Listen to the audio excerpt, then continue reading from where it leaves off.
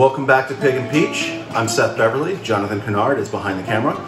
It is, well, the weather outside is frightful. It's snowing and looking kind of blizzardy, and in here it's quite delightful. We are cooking up some warm, heartwarming comfort food. We're going to do a traditional Greek dish. It's a rosemary lamb with roasted potatoes, a little lemon. It's just simple and hearty and warming and delightful, and we hope that you will enjoy it with us.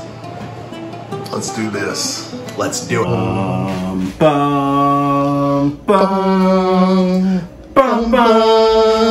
Comfort, comfort, cocktails, cocktails. What did he chant? All right, so first we're gonna salt this lamb, get it ready for the searing process, and then we're gonna crack in on our potatoes. We've got a beautiful lamb shoulder chop, and we're just gonna sprinkle, sprinkle, sprinkle, you know, the classic shaker. I'm gonna hit it. And we're gonna hit both sides, and we're ready to rock. We're gonna pepper afterwards so that it doesn't become acrid as a byproduct of the sear, okay? So you're gonna wanna start by putting your burner at medium-high heat. Add about a tablespoon of neutral oil, like avocado oil is what we're using here. Then add about 2 tablespoons of butter. Combine the two. Then you're going to want to add your shoulder chops.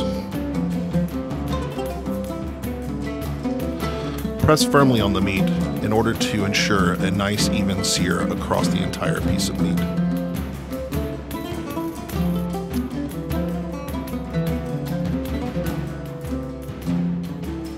After about 3 minutes, you'll want to flip those guys. Just make sure that they have a nice golden brown sear. And then you're going to want to cook it for about another 3 minutes. Then chop a head of garlic. Add that to your pan. Along with some sprigs of rosemary and tabs of butter. You can even roast your garlic slightly before putting it in the oven. It's about 330 degrees for about 1 hour. Okay, what are we doing now? We're just gonna get, so we've like chopped and sort of quartered some regular sized potatoes, and then we've got some of these purple new potatoes. We're gonna throw these into boiling water. And did you salt the water? No, but you can, and you probably should. Normally, actually, I like to use like a chicken stock, as well as some lemon juice to salt the water, and then salt, and then that way it takes on just a lot of additional flavor. That would impart a lot of flavor. Yeah, because a lot of what you want to do with the roast potatoes is like lemon potato is like a very popular and amazing thing that they do in Greece. It's one of my wife's favorites, and basically with a lemon potato, it's like the next day after it kind of sits in the juices, you roast it in the oven with like a chicken and the lemons, or like whole sliced lemons and the juice and the butter and, you know, all the oils, and then like that next day when the potatoes have like been chilled overnight, they've been put in the fridge, and they sort of absorbed, like reabsorbed all those liquids, the flavor is phenomenal.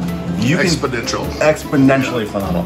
You can get that by properly salting, and if you use a stock, and if you use lemon juice, vinegar also adds to that lemon, that like citric flavor, without being like overly tart. So it can help sort of round out the flavor profile there. So if you do that when you boil, it'll help to get that without the slow roasting and then refrigerating and then having it the next day thing. All right, so we've got our lamb, rosemary lamb, in the oven. We are now going to work on these potatoes. So we're gonna do them roasted style. I suggest that after you kind of do this portion where we're gonna just kind of put them in the pan, we're gonna sear them a little bit, essentially give them a little crisp if you can, then finish them in the oven, okay? So we're gonna add just a touch more of the avocado oil today, olive oil if you will, whatever kind of oil floats your boat. Although I don't recommend sailing in oil spills. Then we're gonna add, because just for fun, you know, because it's truffle season, all 4 seasons, truffle season, we're gonna add some truffle butter. Not just a thing on Instagram. Not just a thing, and this is real truffle butter. Yep. So I probably should have just spent the entire. Go ahead. That's I saved it for this purpose. So. All right. Yeah. We're gonna hit. Oh, I'll leave you a little bit. We're gonna hit it just there. So it'll be rich with that umami truffle flavor and plus lemon. Ooh wee. All right. And if you have any vinegar, I will do. So I'm gonna spritz some of this lemon in here. You want the juice? Yes, no juice. Like the juice. But we also want the rind because you can shave this, you know, and get your. lemon rind if you want. I never do. I tell you the secret. I throw in the whole rind, and as it cooks, like when you do the oven roast, all the oils come right out of that and just fuse right into this. Especially when we've got these butters to sort of grab the citrus oils.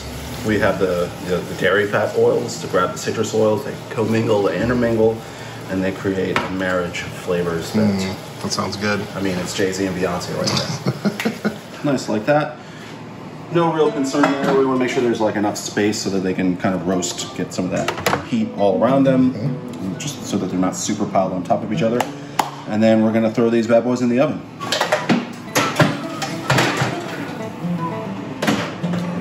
All right. So what we've got here is our rosemary lamb. I'm just going to take a nice big bad boy right off of here. A little dangerous, a little delicate to do here. That's when you know it's good, is when it's falling apart like that. Yeah. That means you've cooked it perfectly, actually. Exactly. You're supposed to cook it literally till it falls apart, till it's like so tender it falls off the bone. Okay, we've got our potatoes, our potats, as no one calls them. Yeah. And just fork some of these guys on there. Some of these guys. These little potato guys. Potato guys. Potato guys. These guys are gonna be good. All right. Chop that bad boy. All right. Now, this is where it gets interesting. We're going to go ahead and pepper both the lamb and the potatoes. I'm not going to be shy because I'm a peppery guy. I'm going to go ahead and hit some of this salt over everything. Okay. All right. Not going to be shy there. Because you know what? I may be a peppery guy, but I'm salty too. I don't know why I was a pirate, but you know. I can do whatever I want. Reading Rainbow. Reading Rainbow. And just because this is kind of mandatory, this is what it should be, and it's going to make this bright and flavorful.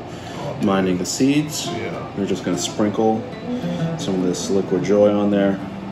And this is, okay, so obviously this is Mediterranean. And obviously you can choose any type of lemon. You can get fancy with your lemon choice if you like. But this is like a bright, summery thing. And maybe you don't think of this as comfort food. But let me tell you, this compared to, oh, it stopped snowing. Yay. Yay. Compared to like what's happening outside is that summery, like Mediterranean, imagining you're on the beach, but like also hearty. I mean, potatoes and lamb, the oils and fats from the lamb, that lanolin just warming you up. That's why we do this. And because we're fans, we're gonna chase this with an LIC coated tiles from LIC Beer Project. Yeah.